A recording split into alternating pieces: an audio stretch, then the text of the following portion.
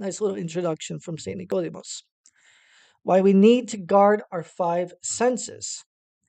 We must struggle to block our senses and to control them, for they are the easy ways toward evil and the entrances of sin.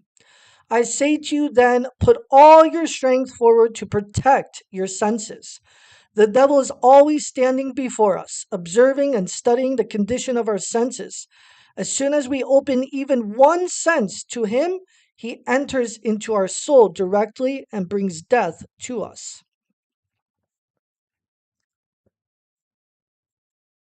You who are in the world, dear friend, must guard yourself even more than those who are in the desert, those living in monasteries. St. Basil wrote to someone living in the world the following: do not relax your efforts because you are in the world. In fact, you are in need of greater efforts and more vigilance to achieve salvation. After all, you have chosen to live in the midst of all the pitfalls and the very stronghold of the sinful powers. You have before you constantly the instigations of sins, and day and night all of your senses are being attacked by their evil desires. In other words, monks who have removed themselves from the world are fighting behind the trenches. But you, who live in the world, are fighting in arm to arm combat against the enemies. The attacks are coming from all directions, and the causes of sin are all around you. While monks stand afar off from the precipice, you are at its very edge. Therefore, because you are so close to this abyss, you are in immediate danger just as soon as you neglect or open one of your senses to sin. This is the reason why you want to use all of your energy to protect your senses from coming into contact with sin.